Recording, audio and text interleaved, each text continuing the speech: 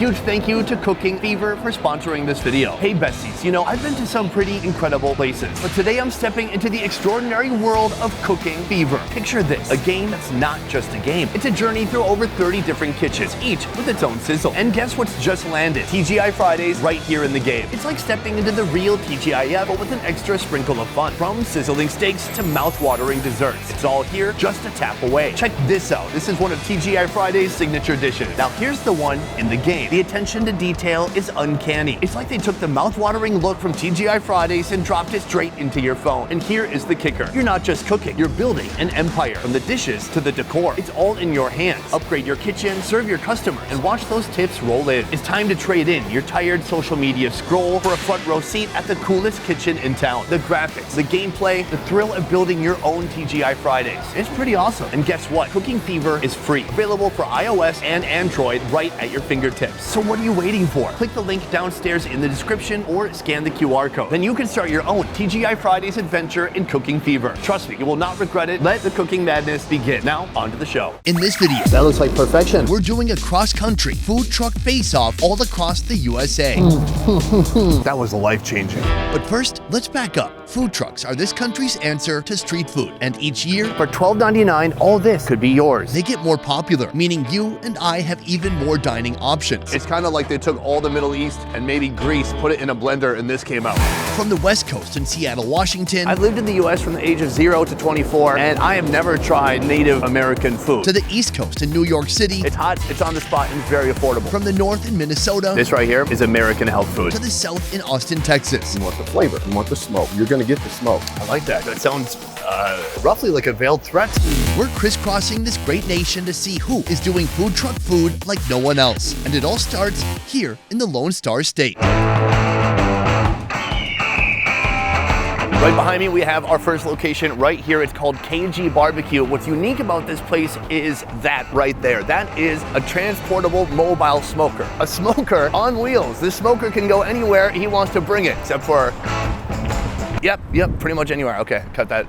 There was maybe gonna be a joke, and then there wasn't. I wanna see how this smoker works. I wanna see what kind of meat they got in there and what's on their menu. Let's take a look. All right, right now, me and Kareem, the owner of this establishment, are heading out to where the smoker is. How do you fit a smoker inside a mobile trailer? Well, this is actually Austin Health Department regulations. We have to put it inside an enclosed trailer with windows for flies. We do Egyptian barbecue, and we decided to name every single one of our smoker after an Egyptian king. This smoker is called King Tut. It's an old propane tank that has been cured, and then this is a 250-gallon tank that is the firebox. Oh my God, you got access from right out here. Do you ever drive and smoke meat at the same time? And smoke, I mean, if you're in a pinch. No, but I should. So this firebox, this feeds heat and smoke to the whole cooking chamber. Oh, let's take a look what's inside. We got briskets, we got our pomegranate glazed pork ribs, and then we got our lamb chops, and we got some mac and cheese over there, smoked chicken kebab right here. At first, when I saw barbecue, I thought, nice, very exciting. And then I heard the owner's name is Kareem, and I thought, totally typical Southern name, Kareem. Oh wait, hold on a second.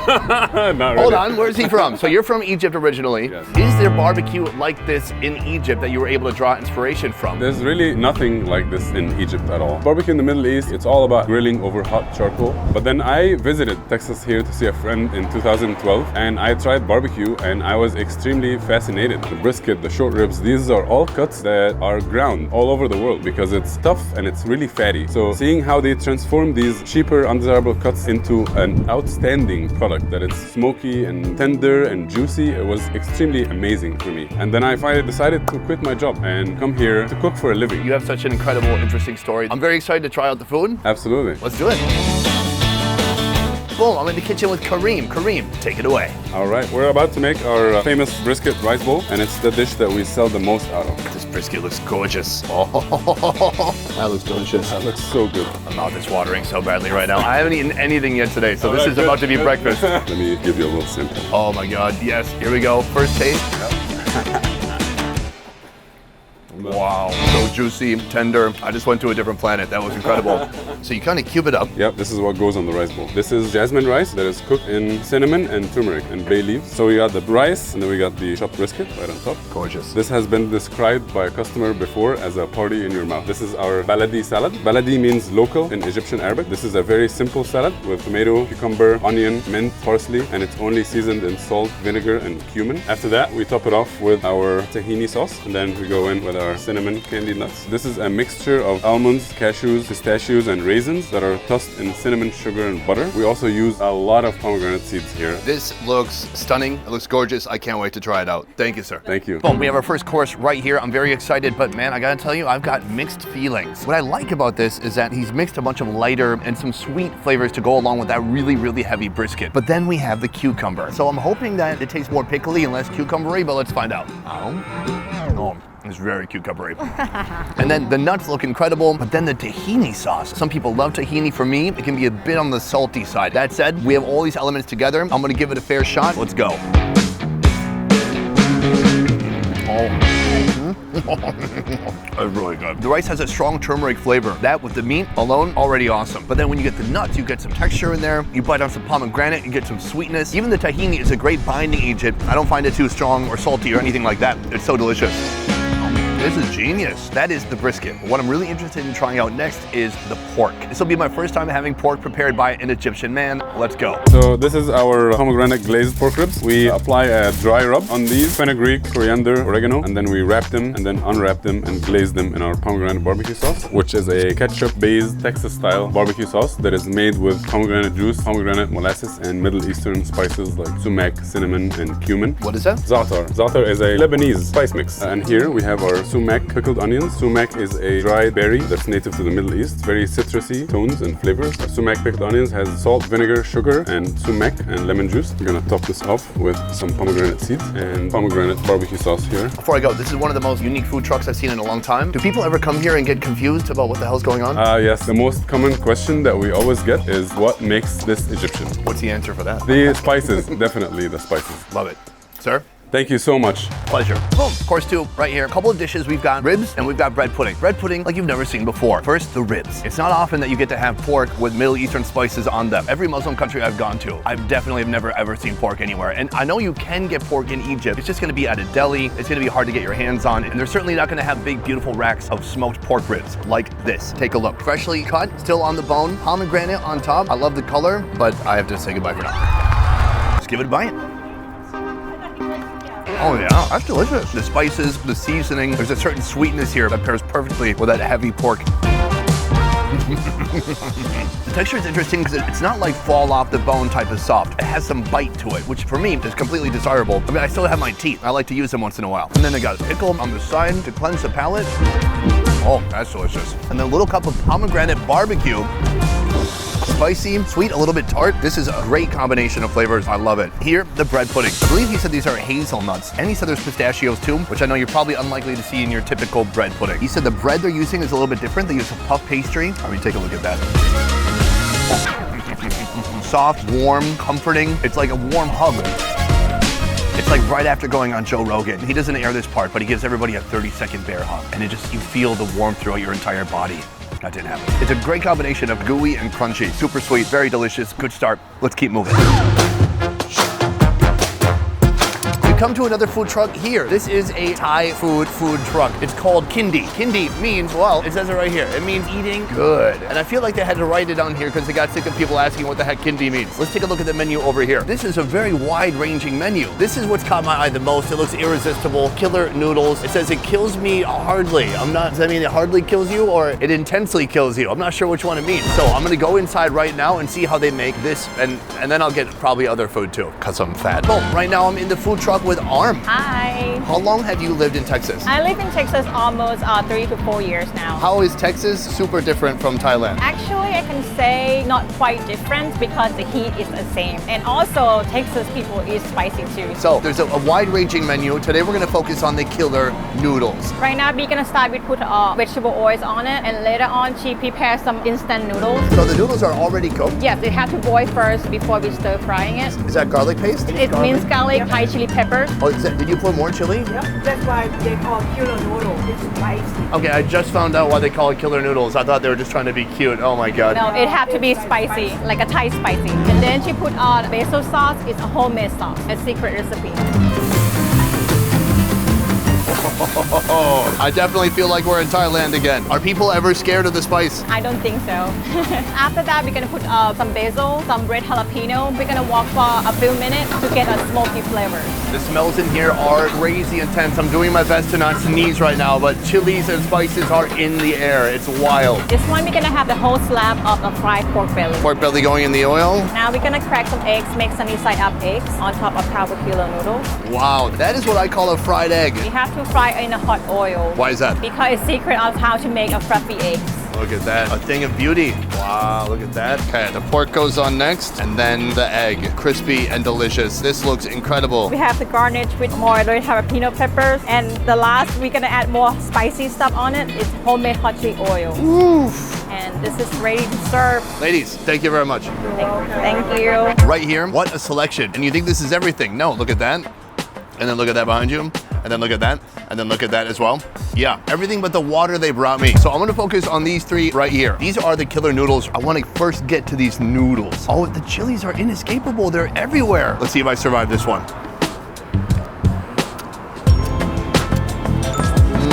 Hot, flavorful, spicy, savory. Next, the pork. This is fried pork. I mean, it looks like a fat slice of bacon that's been breaded and fried. Oh yeah, that's exactly what that is. It's fat, thick, crunchy, and juicy. Hit it with a little bit more noodle. Finally right here, we have the egg. Not a fried egg, but a deep fried egg. I'm gonna do a bit of a yolk break. We're gonna dump that into the noodles. We wanna saturate those noodles with delicious, thick yolk. Let's go, buddy. Oh my God, it's delicious. It's yolky, creamy, a perfect mixture. It kind of cools down the intense spiciness of the noodles. Very satisfying. I have to take off my jacket. I'm sweating. You can't tell because of the bandana, but the back of my shirt is wet. Too much information? I'm sorry. Here, this is the soft shell crab curry. You can see deep inside we have the curry. I'm gonna teleport that curry over to here with a spoon. We're gonna put it on a bed of jasmine rice. Let's try it out. Spicy, savory, and just so creamy. So much coconut flavor. But of course, that is just the base. This right here, this is what people are really after. That's a soft shell crab. Actually, that's 1/2 of one soft shell crab. And I'm told you can actually just eat the whole crab just like this. Oh, that's really good. Super crunchy. It tastes of sweet, delicious crab. And that's a perfect pairing for this coconutty curry. I gotta say, this is one of the best soft shell crabs I've ever had in my life. Boom. So this is their version of chicken and rice. Instead of having it grilled or boiled, it is super crispy and super fried. I'm gonna hit it with a little bit of the sauce. Oh, that's really good. Chicken is the perfect candidate for being fried. Even breast pieces like this, if you try to boil that, grill that, it could easily get really dry and disgusting. It's like eating like a bodybuilder. But here, once it gets a kiss of oil, it's crunchy, it's juicy, it's greasy. It's so satisfying as a human being. I'll make you move like your boots are on fire. We've come to another food truck right here, Venezuelan food. This place is called Four Brothers. So I've never been to Venezuela before. It seems right now it might not be the most tourist-friendly destination in the world, but in the meantime, their food is here in Texas, so why not enjoy it? If you're not familiar with Venezuelan food like me, this will give you some hints as to what you can get. Let's start with this, the arepas. It is a gluten-free corn sandwich served with avocado sauce and garlic sauce. Wikipedia says it is a primary cuisine of Colombia and Venezuela. Then this, cachapas. Now what is a cachapas, you might be wondering? Well, it's right here. Can you read? Sweet corn pancakes served as a quesadilla with cheese. Beyond that, they have yucca. My buddy Oro, who is Cuban, told me yucca means cassava, but this guy here is saying yucca means potato. I don't know for sure. I'm gonna order that too and find out. I'm in the truck with Ruben. Ruben is a little bit worried because his English, he said, is just okay. I speak just a little English, but I will try. So, okay, your English is much better than my Venezuelan. Yeah, let's go to speak Spanish. Cuéntame, ¿cómo está tu día? Sí. Sí. Sí. That's, okay, today I want the Four Brothers arepas. With chicken or pork? What do you like more? Chicken is better. Let's go with chicken. And the cachapas? Cachapas, perfect, yeah. Yes! Cachapas, yeah. I love this guy. Yeah. I said one word correctly. He was like, let's go. So those two and yucca. I got it, sorry. We start with the black beans. After the black beans, we use the famous queso de mano. Ah, I've never seen that. This is Venezuelan cheese. You can try now. Oh, If you can say like queso fresco, you know? I think it's like mozzarella, but more salty. Really good. On the top, yeah. That's the chicken. Nice, just sizzling on the flat top. That looks great. This is like Venezuelan burger. Now we will put the garlic sauce. This is the avocado sauce. People call guasacaca. It's like cilantro sauce. Also, it's vegan. Good, vegan sauce right on top of that chicken. 2 slices of avocado. And I like plantains. We fry the plantains and we put it on top of the arepa. It's a big sandwich. In the finish, 1 slice of tomato. We close the arepa with the Venezuelan cheese. Wow, that is so thick. So that is it right there. Beautiful. Let's go to make the cachapas. The people call quesadillas, but it's not quesadilla, it's cachapa. So he's gonna give this a little bit of a flip, but it looks like it's already cooked. It's already cooked, yeah. Just need to heat it up. So that is yucca. Yeah, I think it's a cassava. To the fry it 4 minutes. Now I will put the famous queso de mano on the half part to the cachapas. So that is gonna melt? Yeah, it have to melt. Ooh, that's thick. Is this the same as how you make it in Venezuela? It's the same, yeah. Let me see. The plate. Finish? Yeah, that's it. Ruben, this food looks incredible. Muchas gracias. Muchas gracias. Hey. Thank you. So, oh, yes. Sorry. Right here we have 3 foods I've never tried before in my life. And what's interesting is trying to figure out what is Venezuelan and what is kind of catering to the American taste buds. For example, this is the yucca. Now, Oral called it yucca, but to me it was cassava. And I was right, so they take this and then they fry it. After that, this is the part that felt a little bit more Americanized. They take the cheese, they put it on top, they melt the cheese, and then they put on 2 different types of sauces. Let's try this out. Oh yeah. When you do loaded fries, all the fries get soggy, but cassava is stronger than a potato. So even though there's an onslaught of sauces here, the cassava is keeping its integrity.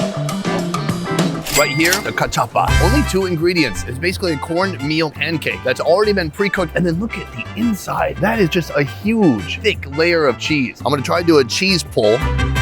Yeah, that's good. Oh my God. Oh, that's a good cheese pull. This cheese, it's something between like mozzarella and halloumi. It is so salty, dense, thick, beautiful. So this is a bit sweet. Because this has a corn base, I thought it might be dry, but I think it's been fried in so much oil that it's not dry at all. Cheese is my new favorite. Queso de mana. Oh my God, that's all the cheese that's just fallen out. I'm so tempted to take this down right now, but I would like to go to the bathroom within the next 6 days. Right here, we have the arepa. Corn flour bun on the outside, cheese. You've got tomato, sweet plantains, avocado, chicken. So much going on here. Okay, first of all, that's ridiculously thick. And the bottom has already started to get a little bit soggy. Oh, how do I get a bite with everything? Here we go. I find it hard to believe that in Venezuela, the sandwiches are this big. This has to be Texas size. Stringy, delicious chicken. You can taste the beans, the sauce, cheese, tomato, everything working together. I love the bread on the outside. The only issue I do see here is that I feel like there's enough fillings in here for 2 sandwiches. I would say in the future, I want it to be a little bit less wide, a little bit easier to get my unusually small mouth around. That is 3 Venezuelan foods I've never had before in my life. I gotta say, excellent. 10 out of 10. That means 10 out of 10 in Spanish. Crimson Creek Smokehouse, a barbecue food truck slightly out of town, is strategically located across a vodka tasting room. Instead of the usual Texas barbecue style where they heavily utilize salt, pepper, and garlic, here it's all about Oklahoma-style barbecue. They give the meat a little bit extra.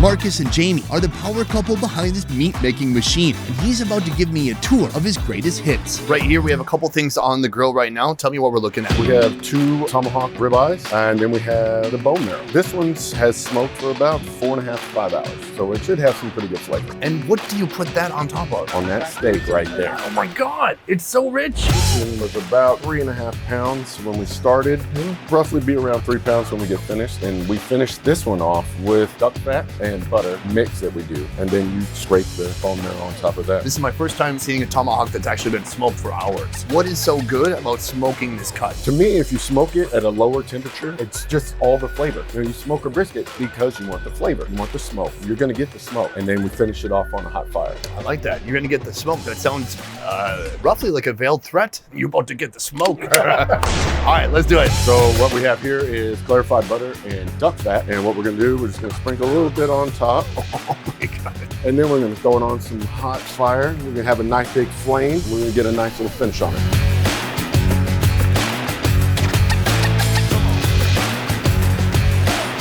Oh, that was delicious. We're gonna bring it back over here at our little marrow bones. Oh, thank you. Right now I'm in the kitchen with Jamie, and she's gonna be preparing what? Rib tips.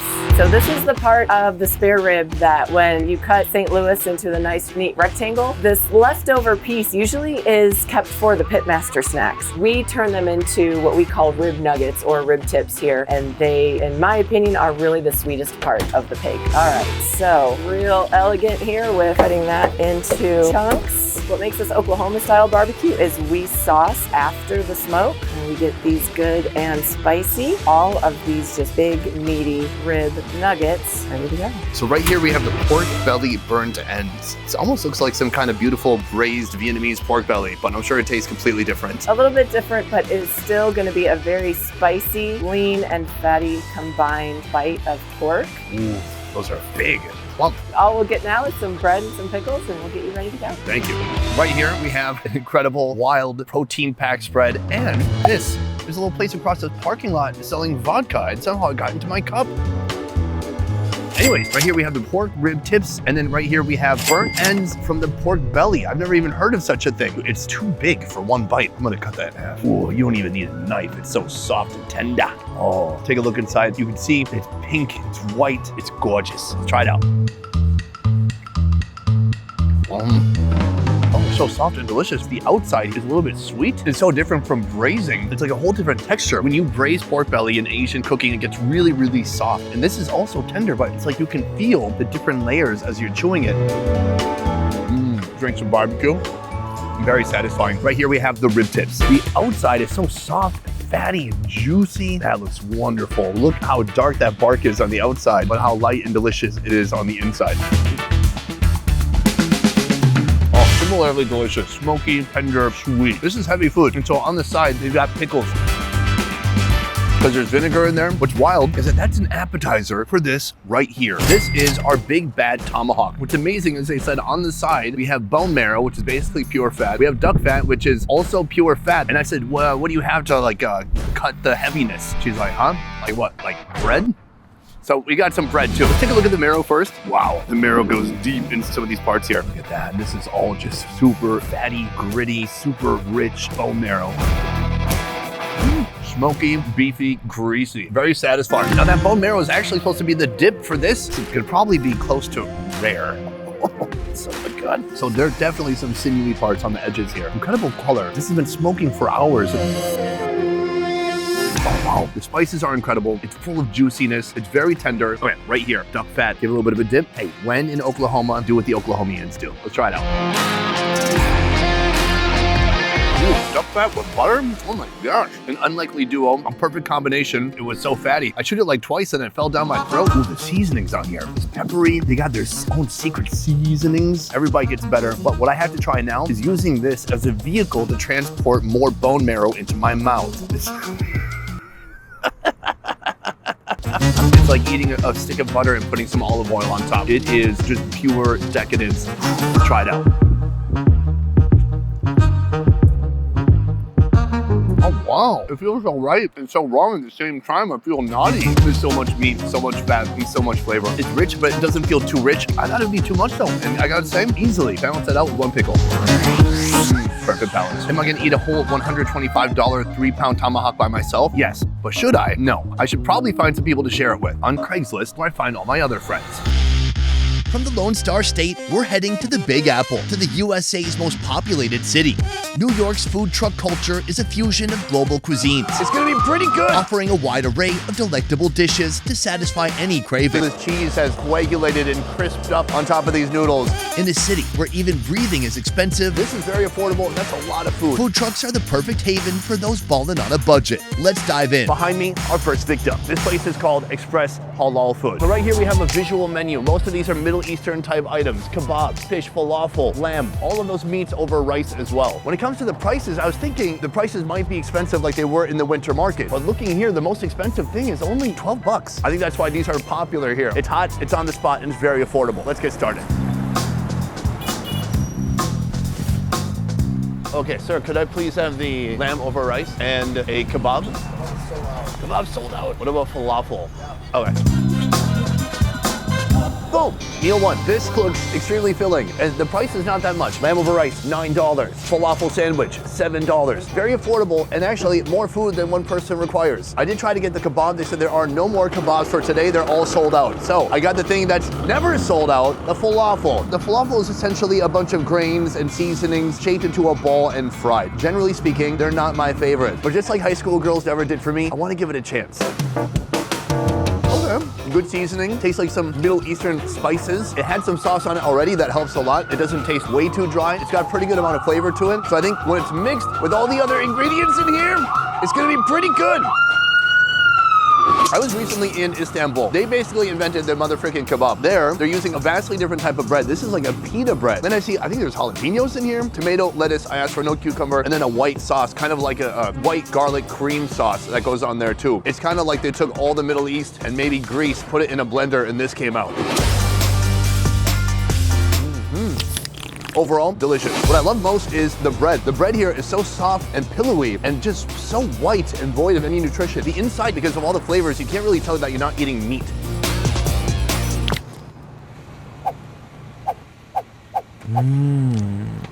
The pigeons will take care of it. This is lamb over rice. So we have green olives, jalapenos, there's a salad here. This is a kind of a long grain basmati rice. It's very pretty. This fork is far too small for this task at hand. Oh my God. This kind of lamb is like my absolute favorite, and it's hard to find anywhere else in the world. It's very deeply seasoned lamb. It's soft, it's succulent. It's just slathered in this garlicky yogurt, and then on the side you've got a salad to cut the heaviness. Here you can see the red stripes. He asked if I wanted spice, and I wanted to film him doing something, so I said yes, and probably I'm gonna regret that. The fact that this is $9, considering we're in New York, I was expecting the prices to be a little bit more shocking, but this is very affordable, and that's a lot of food. And it's hot, it's fresh, it's delicious. It could be argued that New York City is the best food city in all the USA, and I think that would be because this place is a melting pot of different cultures. I would guess that maybe half the people coming here don't even know what halal means. They just know that this is good food, and they're absolutely right. All right, we pulled up at our second location here. Our second food truck, this time, not halal at all. This is the Mexican theme. The place is called Taqueria Regina. Who's Regina?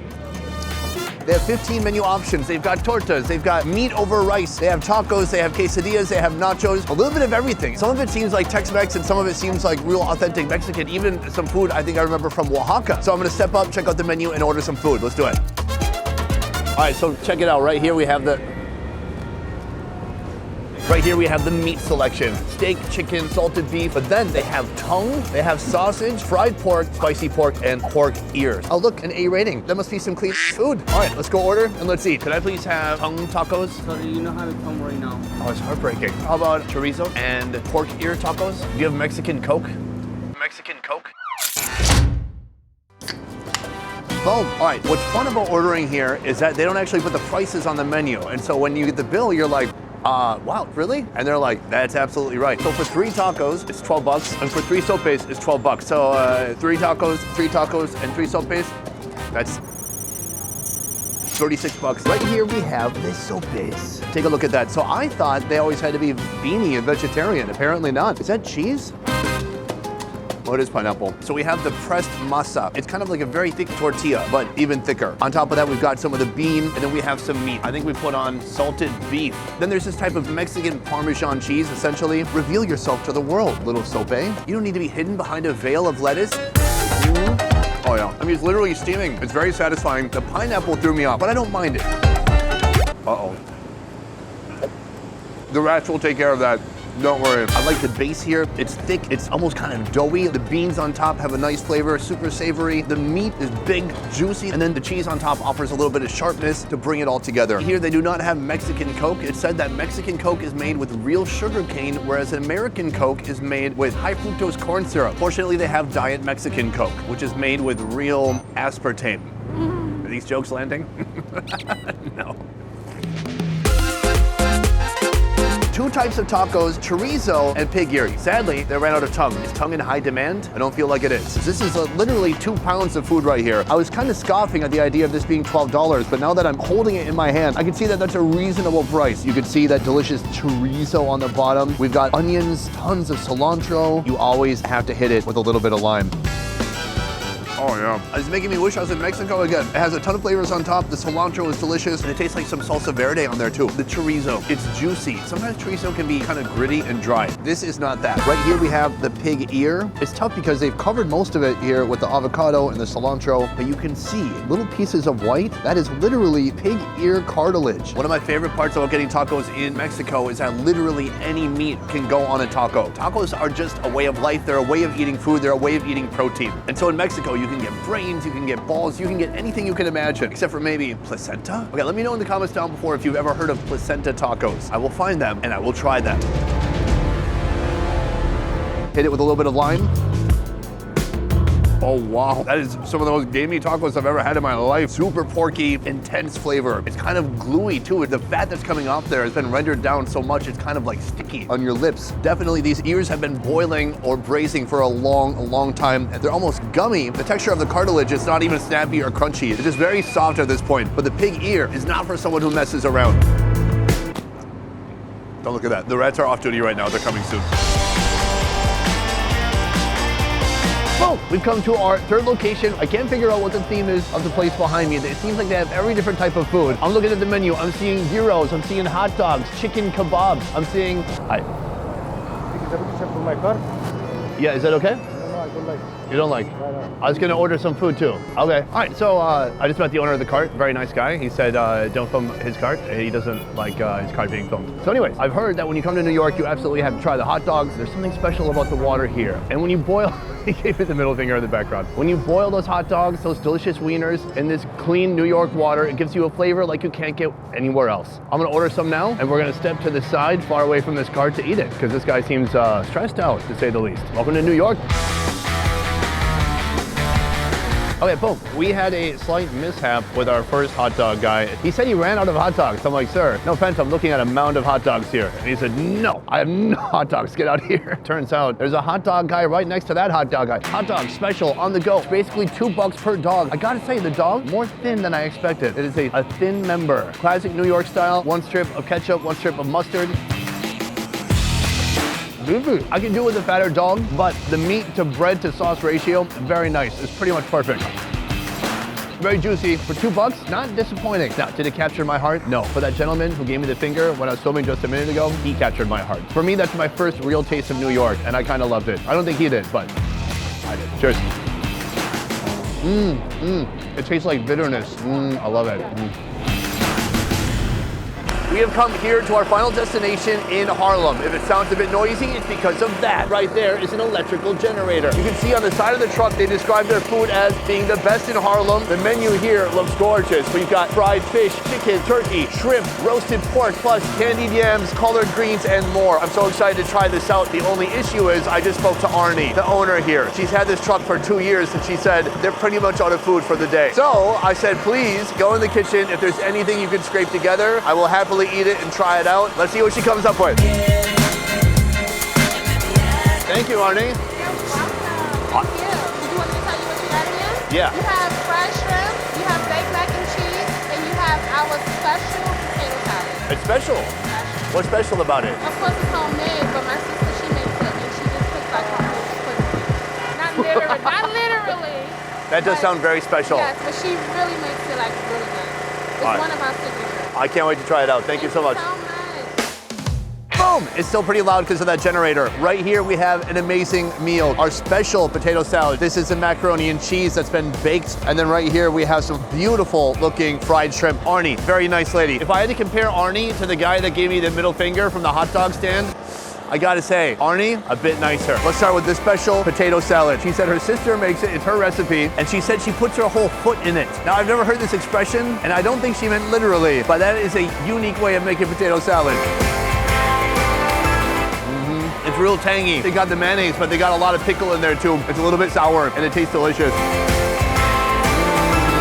Guys, this food is heavy. Not heavy, greasy, or oily. This is 2 to 3 pounds of food right here. I am such a lover of mac and cheese around the world. And right here, take a look at how this cheese has kind of coagulated and crisped up on top of these noodles. That is gonna be delightful. That is really good. There is no shortage of cheese. This is an abundance of dairy goodness. The noodles are not too soggy. It's like there's cheese inside and cheese on top, and it works together so well. This is probably one of my favorite top 2 oven-baked mac and cheeses I've ever had. Try it. That's good. But last of all, we have these shrimp. Man, look how big these are. They are deep fried. They are dusted with seasoning powder, and they are just gigantic. I got big hands, and these are making my hands look small. Big, small, medium. They're big shrimp. That's my main point.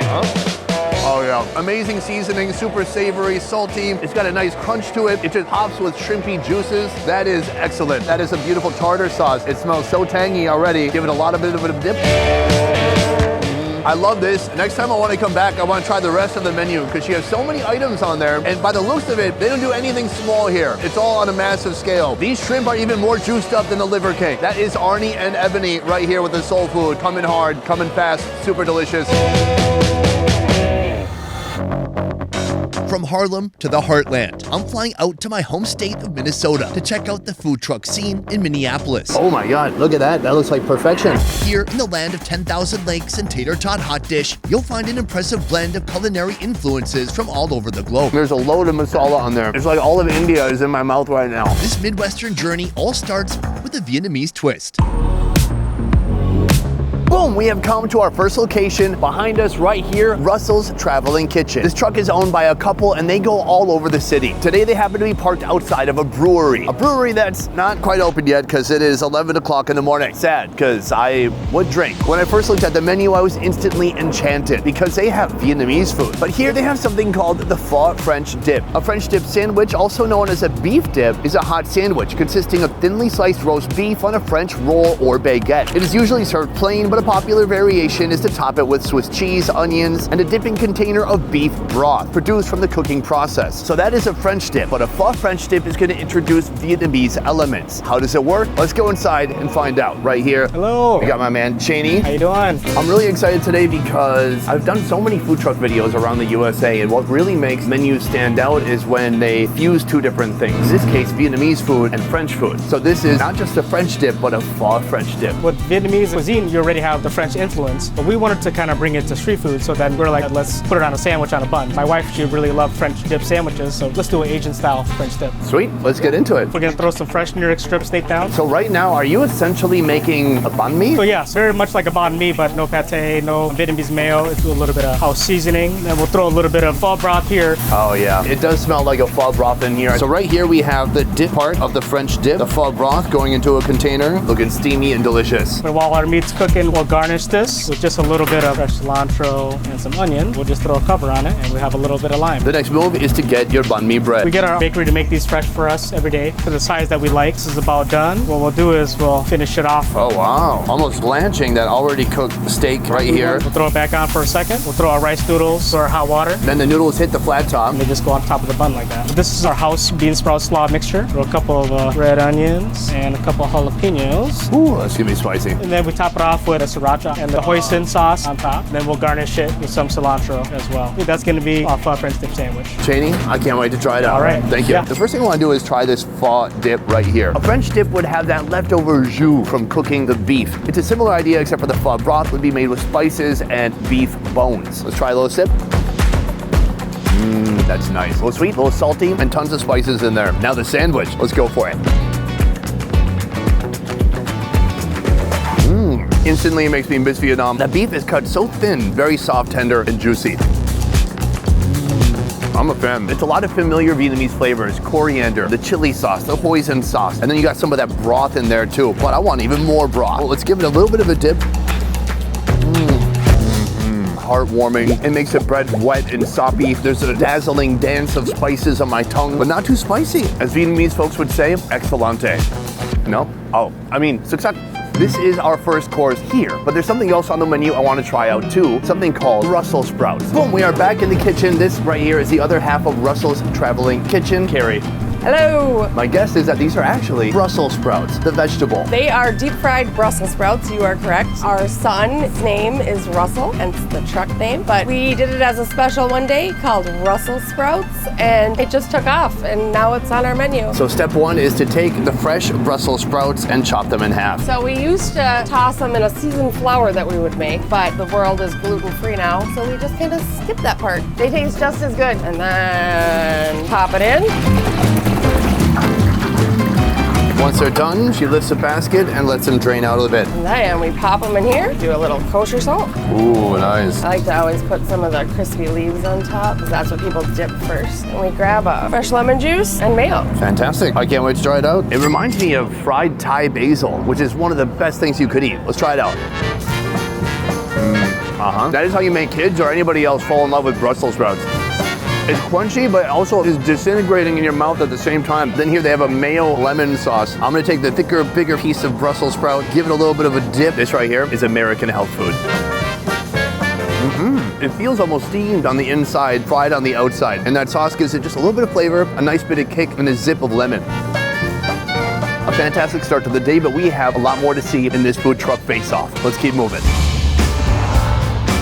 Boom, we have come to our second location right behind me. This place is called Pizza Karma. It is tandoor fire pizzas. This place is basically an Indian restaurant, but with a major Western twist. They have a very unique and interesting menu. But here's the thing. A tandoor is basically a giant big clay vase that you fill with fire and that you use to roast bread and meat and things like that. They can't fit a tandoor in that truck. So actually, right now the truck is parked right outside of his brick and mortar restaurant by the same name. Every day before the truck goes out, they have to prepare the naan bread inside the restaurant. This is going to be the base of the pizza. Let's go inside and see how it works.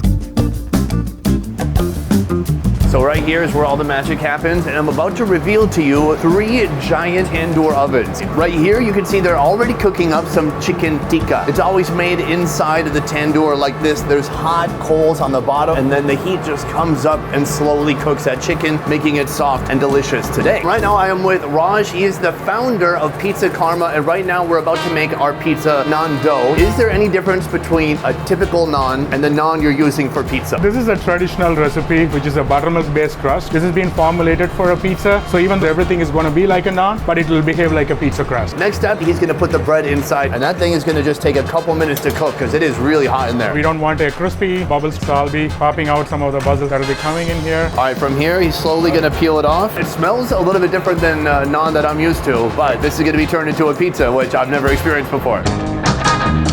We are officially inside the food truck. We're gonna get to that pizza soon, but first, 2 appetizers, okra fries and paneer poppers. So right here we have India's famous paneer. It's already been coated. What is it coated with? It's our marination. It's been marinated for almost 24 hours now. He's just gonna coat it out with a little bit of all-purpose flour, and then he's just going to put in our signature beer batter mix. From here, he makes sure the batter completely submerges each piece of paneer, and then from here, it's time to drop them one by one into that hot oil. I feel like I'm at an Indian state fair. I don't know if India has state fairs, but if they did, this is what they would serve. That is to just shake it off so that the paneer doesn't get stuck to the fryer. You see the color changing over time. They're becoming a nice golden brown. Those are ready. We're gonna let the grease drip for 1 second. Those look magical. Right here we have red hot tomato sauce as a side, and then just like a machine, he's taking them by hand and putting them on the platter. Final step, a little bit of coriander on top. It's basically a salad. Boom, this right here is cheese karma. It looks awesome. Paneer is the most popular famous cheese in India. Honestly, I've not seen any other type of cheese in India, I don't think. It's interesting because it says it's a non-stretchy cheese. So I want to see, does it have any stretch to it or not? Uh-oh, there's no stretch, but it's still delicious. It's a very solid cheese, and no matter how much you heat it up, it kind of keeps its shape. There's a delicious masala seasoning on the outside. And look at that breading. This thing is really crispy. On the side, they have a spicy tomato sauce. I'm gonna really get it coated on the outside. Strong acid from the tomato. Is it hot? Not really. And maybe a 2 out of 10 hotness, but I like it. Those are the paneer poppers. Let's try some okra. You can see the okra has been cut into thin strips already, and then they're gonna put it into a plastic bag. Then right here, a little bit of water to make everything stick. Then we have chickpea flour. Give it a bit of a shake. Now the okra is in the basket, and it slowly descends into the fryer. Wow, you can see them really coming to life like little tiny French fries. The okra has finished frying, but it's not done until it gets a nice hit of masala. Put it on the plate, and then here, they're putting in a buttermilk sauce for the side. This thing thing is massive. I can't wait to try it out. Boom, we have our okra fries right here. Oh man, and there's a load of masala on there. It's like all of India is in my mouth right now. Okra has this reputation for being kind of slimy, but here, not the case. Super crunchy, super fried, a great texture. And if that wasn't enough, they have their sauce right here. It's essentially an Indian ranch, but made with buttermilk. I'm gonna give it a little bit of a dip. Oh, it's a very liquidy sauce. There's so many spices and so many flavors coming together. I like that sauce, I could drink it.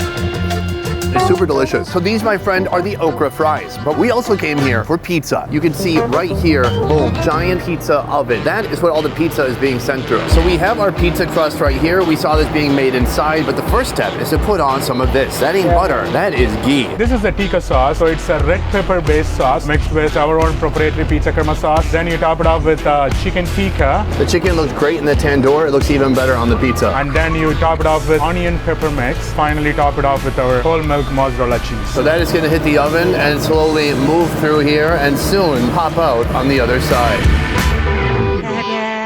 Here the pizza is coming out, the cheese has melted, the crust is getting brown. This looks incredible. For $12.99, all this could be yours. He said he doesn't know anyone else making Indian pizza in this way. I gotta say, I agree, except for I did go to India once and I had butter chicken pizza. But it was different because they were using just a pure naan. Here the naan batter is a little bit different. I'm not saying it's a naan. It's still naan, but it's a naan that's appropriate for a pizza. Look at those little brown spots, like what old people get when they go in the sun too much, like me. All right, let's try it out. Wow, it's a heavy, thick, creamy sauce that they put on there. Like some kind of an Indian curry, which is awesome because half the time you're eating Indian food, you're using the naan to scoop up curry anyways, so it feels like the scooping's been done for you. The vegetables, they're crunchy, they offer a little bit of freshness. I want to pull out just some of that chicken and cheese. At home, I have a Traeger grill, but I'd really love an Indian guy to come to my house and build a tandoor. So let me know downstairs in the comments if you know how to build one, and then I'll give you my neighbor's address, and then I'll roll it over to my house. Sound okay? Overall, I'm really impressed with what these guys are doing. If you love Indian food with a little bit of a twist, this is your place to go. Welcome to our third location. Already we traveled around the world to Vietnam and India. Now we're headed to Mexico. This place specializes in birria. Birria is a meat stew or soup made from goat, beef, lamb, mutton, or chicken. That meat then can be put in almost anything. You can put it in a taco, a burrito, a quesadilla, or in this case, ramen. Right now I'm inside the La Bodega truck, and right here we have our ramen. I was thinking it was gonna be some kind of a Korean ramen, but it turns out Mexico has their own ramen. This is called tapatio. This one is shrimp flavored. Is that gonna go good with birria? I don't know. Right here we have that delicious soft stewed beef, and then here is a consommé, the broth, the meat, and water that have combined to make something incredible. We start by throwing the seasoning in the garbage. Then right here, he stacks on big old chunks of birria beef. It's stewed, it's soft, it looks delicious. Then here we have the consommé. Pour that on top. Now hit it with a little bit of onion, then cilantro. Yes, I said it with a cool accent. Then allow the mariachi man to protect your ramen until it's finished. A little lime on the side, boom, some sauce, and that is ready to go. This looks awesome. Come take a look. Big pieces of stewed beef, noodles, and then that consommé, which is already super thick. I'm gonna get just some of this beef to begin with. Delicious, braised, full of flavor, super salty, a little bit spicy, and very oily. This is a heavy dish. How about a spritz of 1/16 of one lime? Got really ration out those limes. Now I'm gonna get a bite here full of beef. The consommé is sticking onto that, and then we got plenty of noodles too. Let's try it out. That was life-changing. And honestly, the lime helps a lot. It really cuts through that heaviness. It just looks like a little swamp. It looks like if you came back in 1 year, this thing would develop its own ecosystem. Those noodles have a great bite to them. But when you mix that with some good old Mexican meat, ooh, it is a great combination. Let's keep moving. All right, folks, we have come to our final location. Behind me now, the Angry Line Cook. I used to work at Applebee's. I knew a lot of Angry Line Cooks. Here, I believe the Angry Cooks are specializing on the broiler, making up some burgers. I'm looking at their signature item. It is the Angry Burger. There's a lot of hostility with this truck. Soon I'm going to talk to one of the owners and find out, is everything okay? How's things at home? When's the last time you called your mom? What you so upset for? Oh, there he is right now. I thought he was yelling at me. I am now inside the kitchen with Jesse. Are you the angry line cook? Oh, I'm one of the angry line cooks for sure. What are you so angry about? Oh man, plenty of things. We've been in the industry for, cumulatively like 40 years. So between all that experience, just like the worker conditions, the, being stuck inside, never breathing fresh air, there's plenty of being angry about. 2023 as well, baby. It sucks out here. This is my best interview ever. Today, our first item, it is the Angry Burger. Step one, hit it with some clarified butter or ghee, and then throw those buns on the flat top. All right, right here we have our beef balls. Those get smashed down. And I like every kitchen, somebody has a different smashing device. This is a muddler from a bar program. Classic little bartender tool. So that can make mojitos or burgers. That's right. A little salt, we got a little house seasoning. We just let it rip and ride, get a good skirt. You know how it is. So the one you're making right now is called the Angry Burger. Why do you call it that? We were like, yo, we're coming into this smash burger game. We need something that sets us apart. For us, it's all about heat. You got the heat, you got the meat. But we realized, we're in Minnesota, not everybody can do that, right? Then we're like, we got to come up with a second burger. So because we got to come up with a second burger, naturally we're like, this first one? Well, it's the Angry Burger, baby. That's the one that, it gets your palate activated. Wow, this is probably the most flat, thin smash burger I've ever seen in my life. Hit it with some pepper jack. That's some house-made pepper jack. So next step, he doubles it up. Oh, what are we getting here? So that's oil infused with a little chili de arbol and some smoked paprika. Got some pickled Fresnos going on top. Super sweet, got the heat, and then we drizzle a little bit of angry sauce. Oh my God. It's a combination of ketchup, mayo, and then our own hot sauce that we make in-house called Fire Hot. Oh my God, look at that. That looks like perfection. Boom. Guys, check it out. We are sitting at a bar. They have my favorite thing, a food truck with burgers next to a bar with drinks. It's fantastic. Let's talk about this as a smash burger. It's the most smashed I've ever seen any burger. The thinness, it is like 3 millimeters thick. It makes sense they went for something spicy. Spice is usually seen as the angriest of all the flavors, which I don't understand, because the times I really do get angry is when there's no flavor at all. Blandness should be the flavor of anger. That being said, let's try it out. Wow, the patties are excellent. The bread is super soft. It's spicy, but it's not gonna be unpleasant for you to eat unless you're my mom. My mom thinks mayonnaise is spicy. I'm a fan. The other thing I like about what he's doing here is he took something that's classic, the smash burger, and he made it his own thing, especially when it comes to this one right here, the other burger. All right, so now we're gonna do the double other burger. And that other burger is named thusly because we needed something. I don't want to call it anything classic. So we're just sitting there arguing left and right, and then we just eventually realized it's just the other burger. You only got 2 burgers, deal with it. What happens if you do a third burger? Is that called the other burger?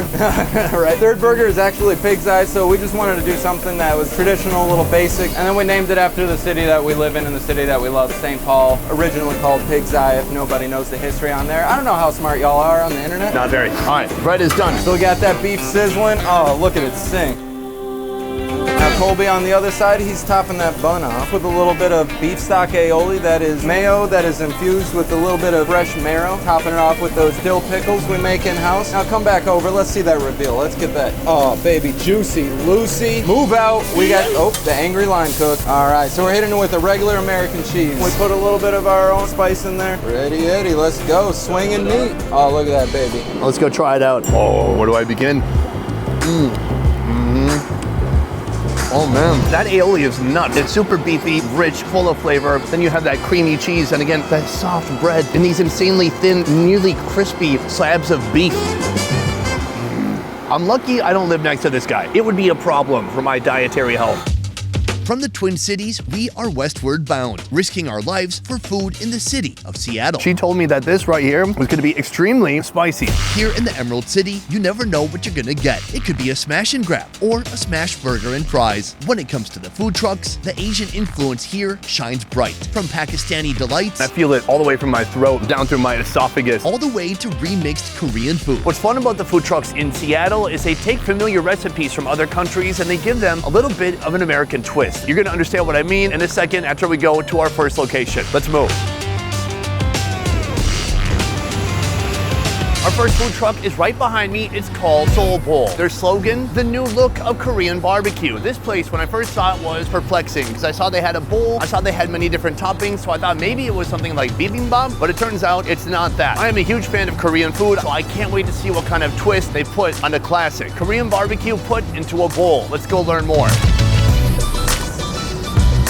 I am here with James. When did you come up with this concept? We came up with this concept back in 2018. A soul bowl is build your own Korean barbecue bowl, and customers can choose all toppings, different sauces, different meats, and they just build whatever bowl that they would like to eat. I'm excited. Is there anything else I should know before I order? Try the kimchi bulgogi cheese fries. That's also a fan favorite. Fantastic. All right, guys, right now I'm inside the food truck, and this is where all the action happens. I think we're right next to a bunch of different office buildings. It is lunchtime, and there is a line forming outside the door. Nonetheless, we're gonna try to get this done inside, starting with the kimchi fries. Right here we have the fries, heading right into that hot oil. Fries are done. Time to put them into this giant soul bowl basket. Right here we have some classic Korean bulgogi. Oh, right here we've got mozzarella cheese. Hit it with a little bit of kimchi. Sweet soy sauce next, and the yum yum sauce. Oh yes, that looks amazing.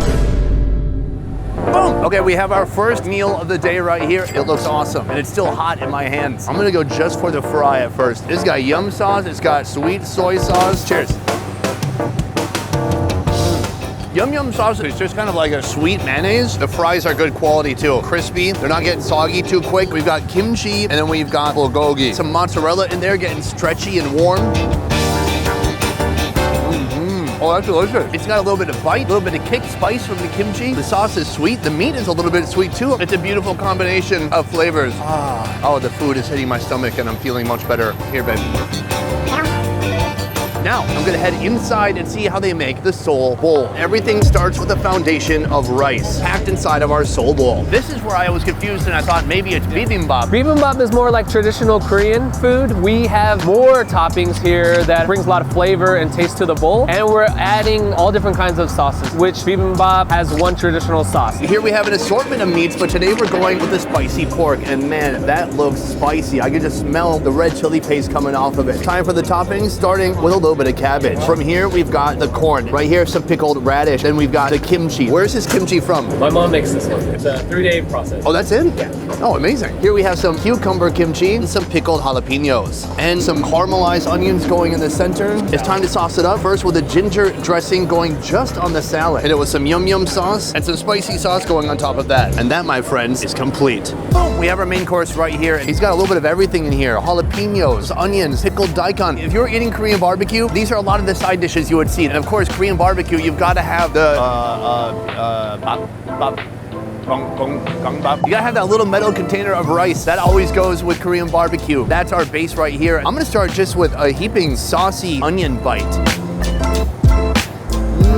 Hot sauce, which tastes like a gochujang sauce, plus a yum sauce to make it kind of sweet and sugary. It's a wonderful combination, and honestly, not that spicy. I'm gonna attempt to work my way around the edges here a little bit, because you wanna get some rice, and you definitely wanna get that meat. Cheers. Oh, it's delicious. It's porky, it's soft, it's fatty. This is high quality kimchi. A little bit of rice for balance. That's a winner. And clearly people here like it because this place has a line around the block. Okay, don't show, it's not quite around. It's almost to the corner of the block. It's good, it's popular. Let's keep moving. Next food truck right behind me, a little place known as the Roll Pod. Here, they're specializing in Indian food, but this is Indian food like I've never seen before. They have all the familiar ingredients of Indian cuisine, but they're kind of wrapping it up in an American way. And that's not to say that India doesn't have their own wraps. They have dosa, but the dosa, it's somewhat empty inside. Here, it's a legit roll using a roti. Let's go order. Hi there, could I please have an egg roti? Inside, could I have mutton masala?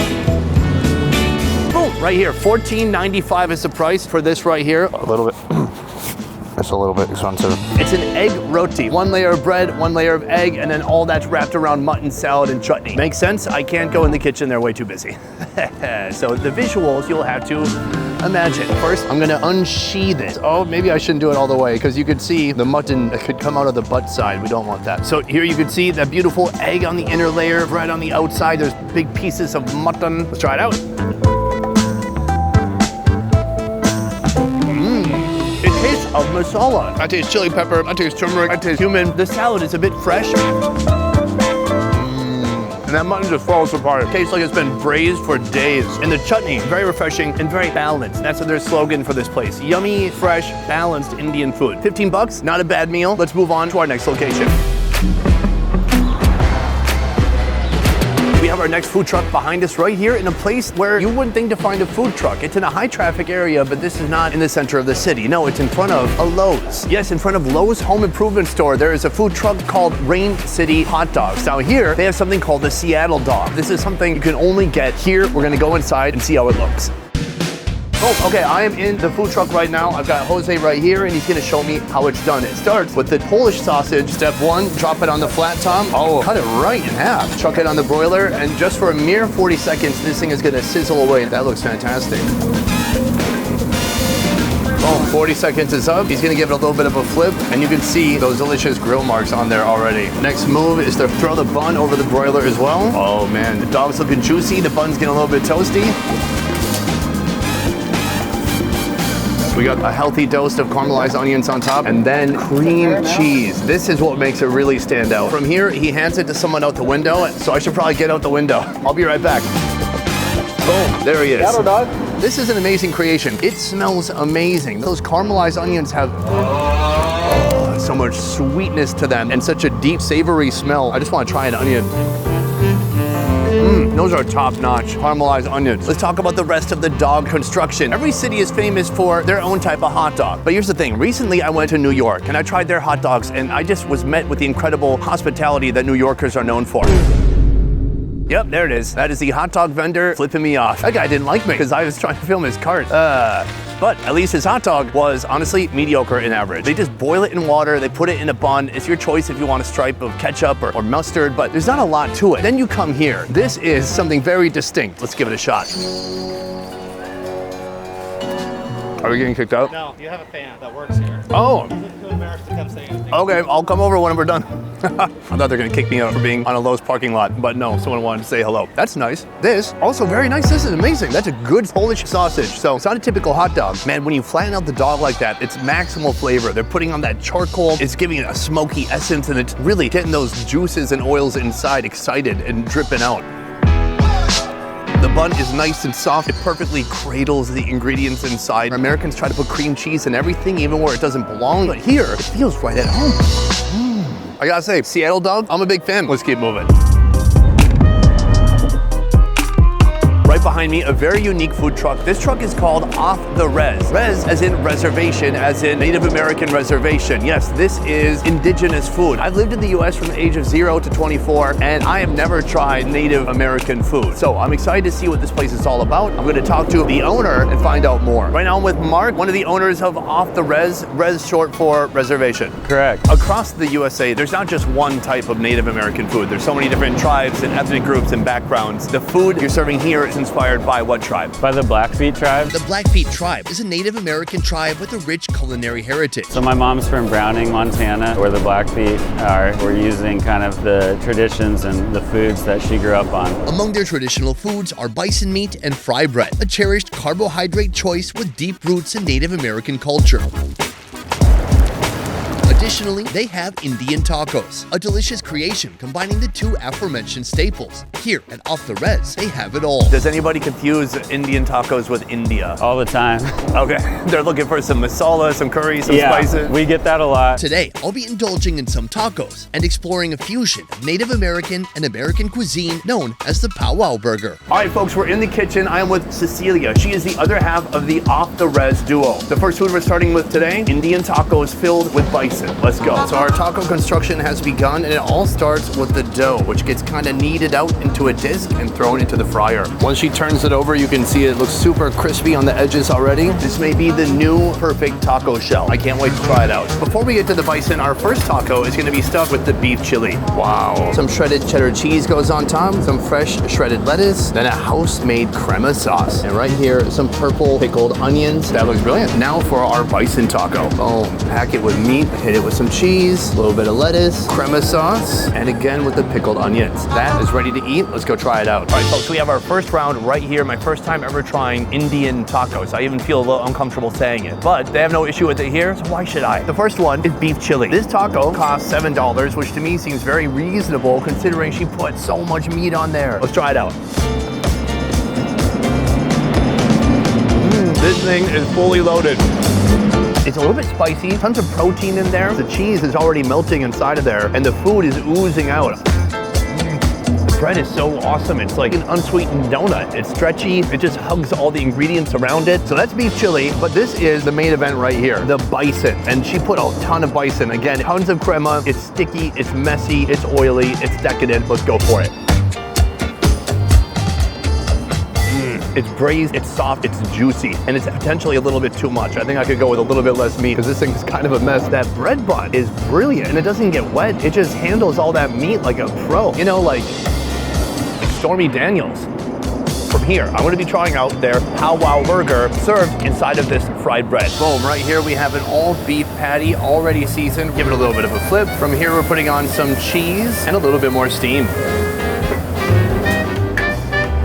The bacon. While that's sizzling away, we're gonna get to work on our base here. This is the bun, the same fried bread, but a little bit more dense and less wide. Starting with the house crema, a little bit of fresh lettuce, and pickled onions. The burger patty is complete. It goes on top, and that is gorgeous. I was just educated inside about a few different types of traditional Native American food. Now, first of all, it's gonna depend on what tribe is making the food. Then it's also gonna depend on what era the food comes from. There's pre-colonial and post-colonial. So this is considered more of a post-colonial tradition, especially the fried bread here. This is at a time when folks on reservations were receiving rations of oil and flour. They would use a little bit that they had to make fried bread. Turns out fried bread is delicious. And when you put a burger in between with cheese and bacon, it's even better. The handleability here is like 9 out of 10. The fried bread, it's got some density to it. It just kind of puffs back up after you push it down. Let's try it out.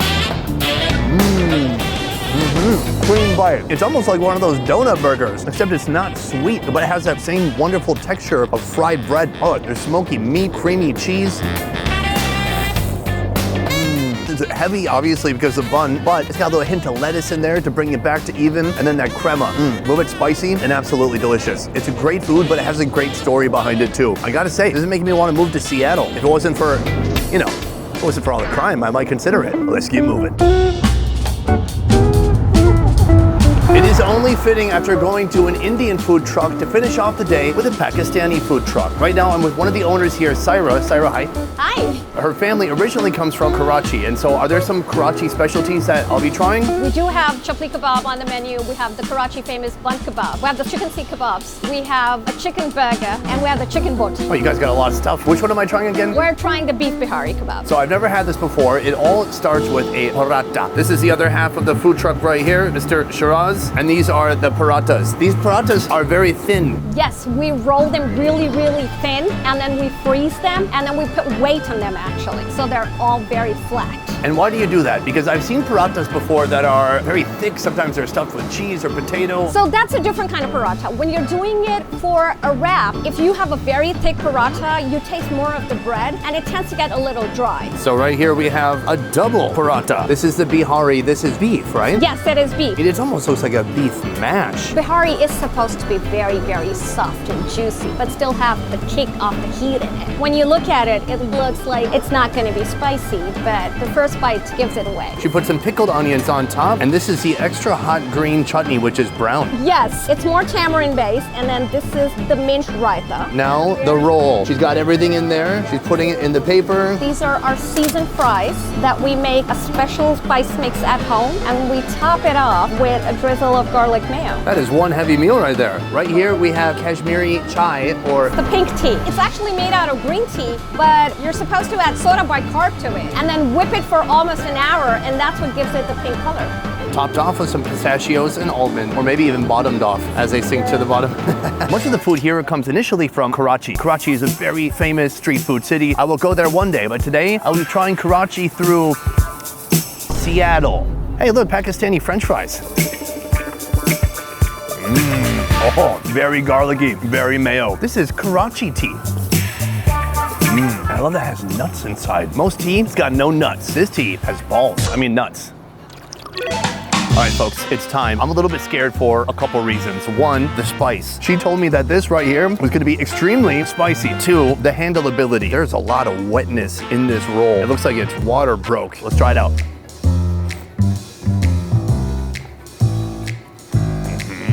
Oh, wow. Oh, wow.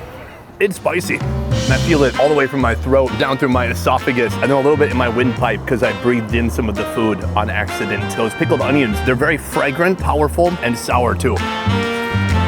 It's crazy because it's beef, but it has a consistency of a bean burrito. This is a great food, like if you have a photo shoot later that day, if you're doing some nude modeling, before a wedding, before a marathon. Just if you're looking for something light, something that, you know, people aren't gonna notice, it's not gonna create a bulge.